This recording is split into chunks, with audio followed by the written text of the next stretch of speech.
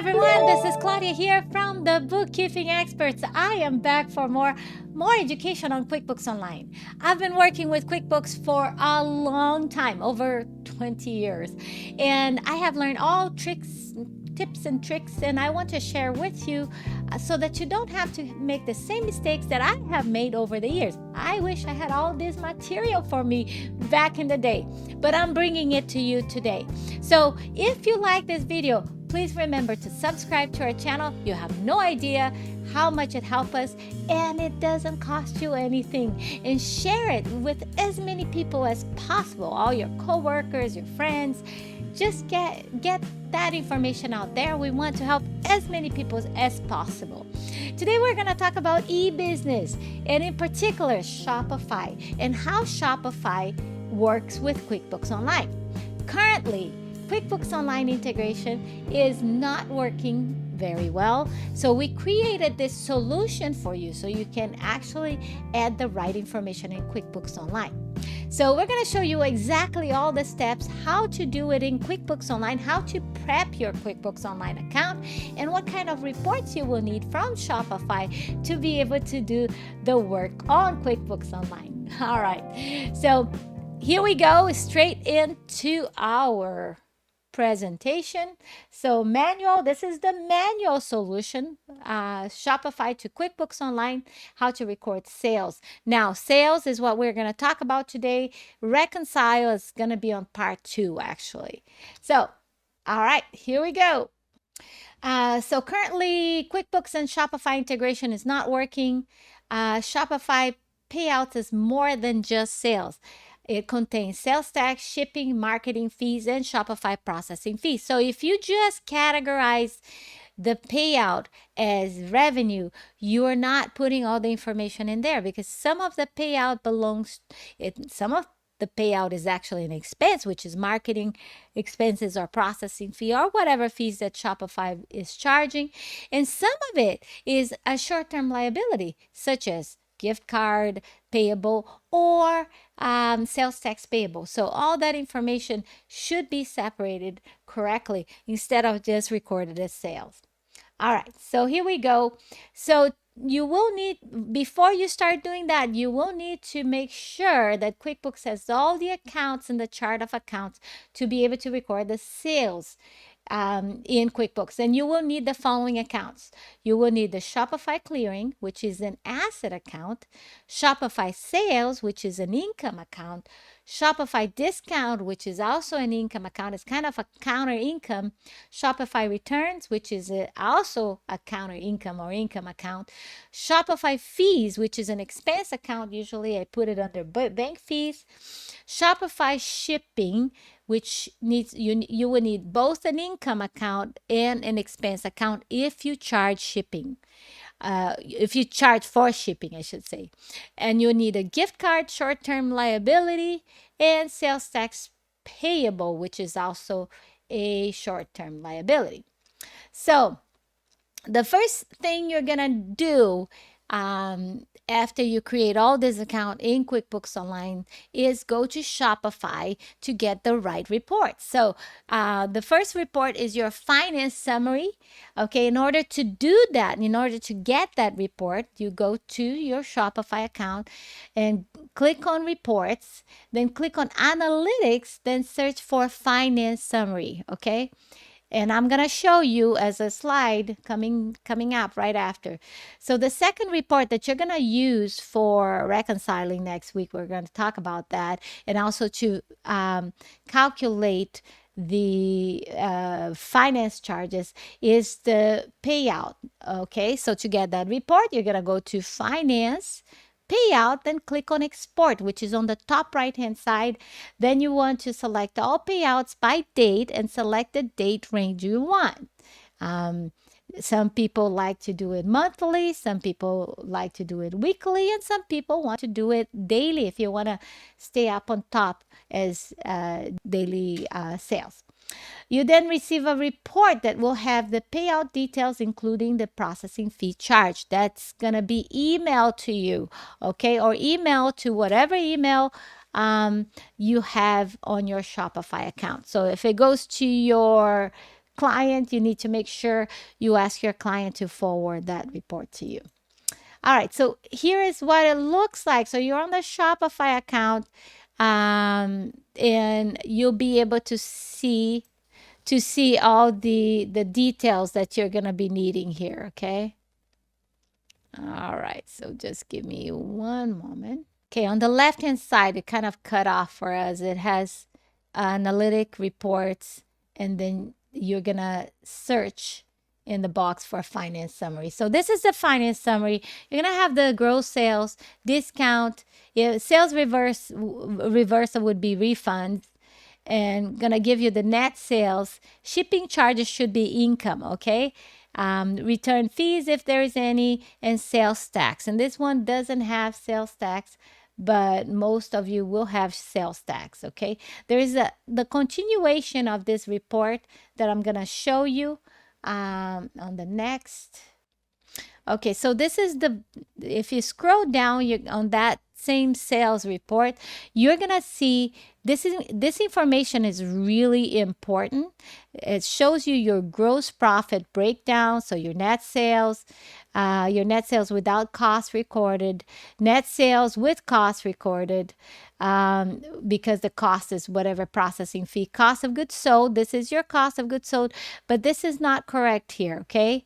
So don't look at this number. This is just a sample account, but obviously your cost of goods sold should not be more than your net sales. If not, you're losing money, which is not the case here. Now I wanted to let you know that QuickBooks is not the best to manage inventory. So what you need to do when you are creating those products in QuickBooks, you want just to call it Shopify sales. We're not tracking all the sales because Shopify has all the necessary report for you to track your sales and see what's going on. What you're doing is just recording the simple sales, which is, like I said, you can do it daily, weekly, monthly, whatever you prefer. Okay, so Shopify does have inventory management. You can use their inventory manager to keep track of your inventory and then just record the inventory monthly in QuickBooks Online. Or you can have your own inventory management system such as Keeper or SOS, whatever inventory system you use.